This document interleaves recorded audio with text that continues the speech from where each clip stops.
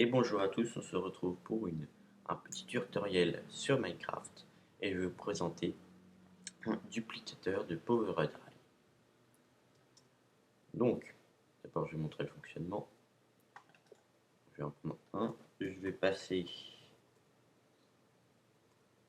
en survival pour montrer que ça marche en survival. Je vais lancer la machine, ça va faire pas mal de bruit. Et là,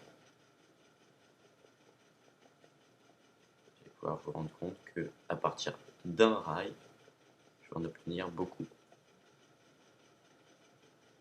En fait, à chaque fois, il est dupliqué. Là, on peut voir qu'il y en a deux.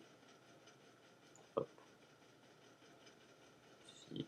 Je vais arrêter la machine et je vais vous expliquer. En gros, c'est un glitch qui fait que à chaque fois qu'on pose un rail, il est à la fois envie de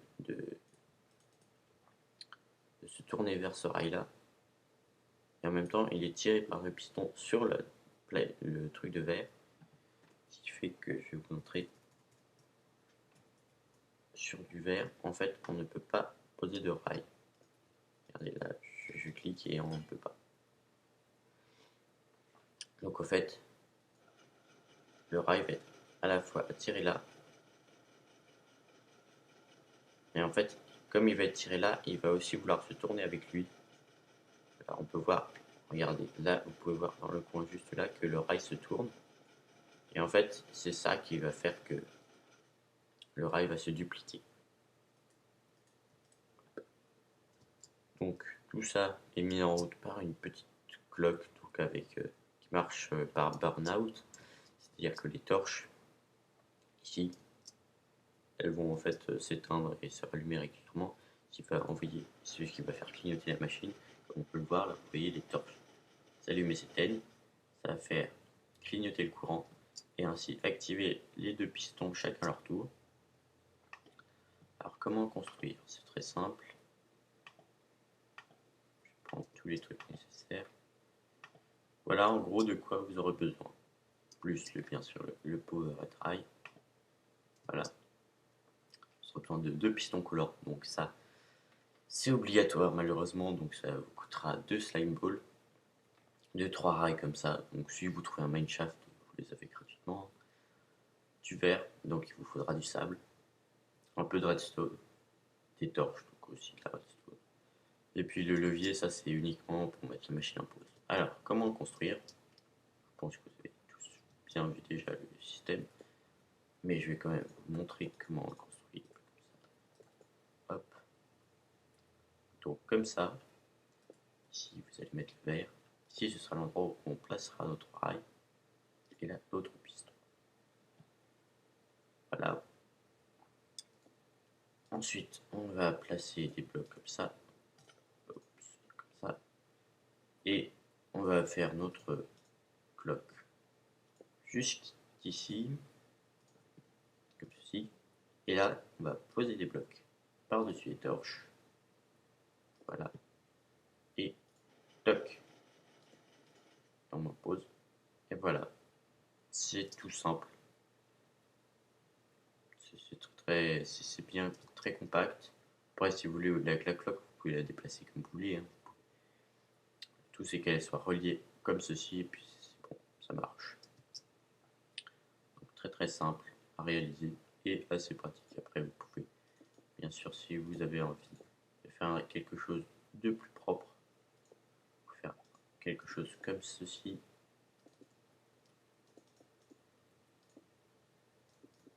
En fait, vous arrivez, et par contre, il y a le levier qui est loin.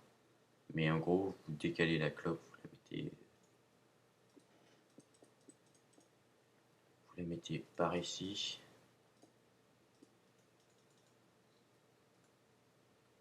Comme ceci. Hop. On place les blocs. Et vous mettez le levier ici. Après, vous pouvez reboucher si vous avez envie. Et donc, vous avez comme ça une petite pièce. Vous activez votre système et vous vous placez là. Il vaut mieux se mettre comme ceci. Et donc là, vous n'avez plus qu'à rester AFK comme ceci en maintenant appuyé sur la touche, sur le clic droit pour placer les rails. Et donc comme ça, vous pouvez voir les rails se multiplier tout seul. On va arrêter la machine puisqu'elle fait du bruit. Bon, et bien merci d'avoir regardé cette vidéo. J'espère que cela vous sera utile dans votre monde, puisque les Powered Rails c'est quand même assez pratique pour faire des circuits Minecraft, puisque je vais vous montrer. On va faire ça comme ça. Hop. Et on va prendre un minecart. Ça permet en fait que le minecart accélère. Vous pouvez le voir. Le minecart accélère. Contrairement aux rails normaux où on est obligé d'avancer dedans et donc c'est pas très rapide. Puisque aussi les Powered Rails sont assez coûteux. Puisque je vais vous montrer le craft rapidement. Il nous faut 3 lingots d'or, un stick, donc ça c'est facile, et une poudre de redstone pour avoir seulement 6 Powered Rails. Alors que là, en fait, on a juste besoin de crafter, de faire ce craft une fois. Donc ça va nous coûter en fait que ça, juste pour faire des Powered Rails illimités. Donc c'est bien plus rentable avec cette machine, parce que sinon il faut quand même beaucoup d'or. La redstone encore ça peut aller, mais c'est surtout l'or qu'il faut en trouver quand même une quantité assez énorme si on veut faire des grands chemins en minecart entre ces maisons ou des choses comme ça. J'espère que cette vidéo vous aura plu et que vous sera utile pour faire vous amuser à faire des chemins en minecart dans des serveurs ou sur vos parties survie. Donc c'est vraiment une machine très pratique qui est assez compacte, hein. Franchement elle prend pas beaucoup de place, vous la mettez dans un coin de votre maison, vous pouvez même la démonter à chaque fois que vous en avez plus besoin. J'espère que cette vidéo vous aura plu et je vais vous dire à bientôt pour de nouvelles vidéos.